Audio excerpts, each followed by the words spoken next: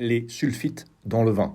On en parle beaucoup, il y a un peu de mystère, un peu d'incompréhension, beaucoup d'inquiétude.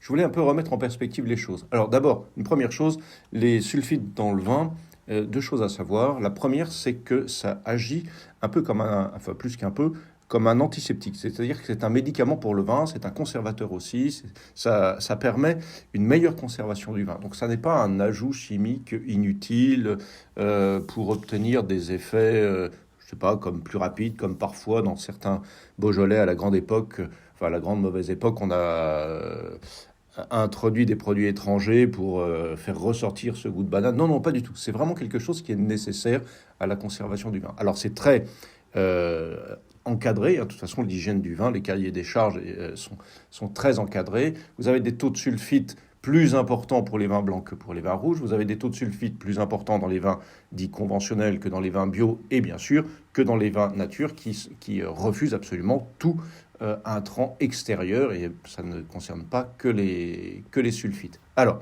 ceci étant dit donc sur l'intérêt du sulfite, la deuxième chose que je voulais préciser, vraiment, alors ce n'est pas une leçon exhaustive sur les sulfites dans le vin, ni sur les sulfites en général. Hein. Là, ce que je voulais préciser, c'est que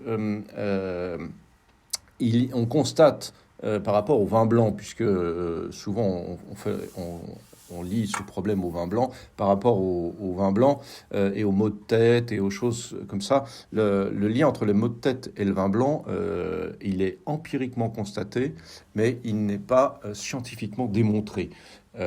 Donc le lien avec les sulfites, là, pour les maux de tête, c'est un peu, voilà, peut-être réel, mais en tout cas un point d'interrogation au niveau scientifique. La deuxième chose, il faut savoir que seulement 1% de la population est réellement allergique au sulfite. Mais 1% c'est déjà un pourcentage non négligeable, mais néanmoins c'est 1% de la population. Donc il y a beaucoup de gens qui pensent être allergiques au sulfite. Voilà, une allergie au sulfite, pour être déterminée, il faut qu'elle soit médicalement déterminée, pas une impression de maux de tête ou d'autre chose. Vous voyez ce que je veux dire. Par contre, les effets pour les asthmatiques sont réels. Ça, c'est vrai qu'il y a un vrai point d'attention à mettre là-dessus. Une autre mise en perspective, il faut quand même boire 5 litres de vin pour ressentir les effets du sulfite. Donc voilà, 5 litres de vin pour ressentir les effets du sulfite, c'est quand même, il faut déjà y arriver avant d'avoir bu nos 5 litres de vin dans la journée. À titre de comparaison, les abricots contiennent 5 à 6 fois plus de sulfite que les vins dits conventionnels, c'est-à-dire ni bio ni nature. 5 à 6 fois plus, hein, les abricots séchés. Là. Ce qui est quand même un chiffre relativement important. Vous voyez, quand on fait la mise en perspective. Voilà, je voulais juste un petit peu donner 2-3 points. Encore une fois, c'est pas quelque chose d'exhaustif. C'est juste parce que je vois que la question se pose. Et puis, dans un échange sur les réseaux, ça m'a amené à vouloir refaire un petit peu ce point que j'avais fait il y a déjà quelques années. Vous trouverez des choses bien plus complètes. Moi, je vous invite à aller voir la vidéo qu'a fait Yann Roussel sur le Coam, hein, une vidéo sur les sulfites. C'est assez complet. C'est vraiment un scientifique pro du vin. Et tous les aspects scientifiques, moi, je vous invite à aller voir pour plus de détails. Mais réellement, voilà.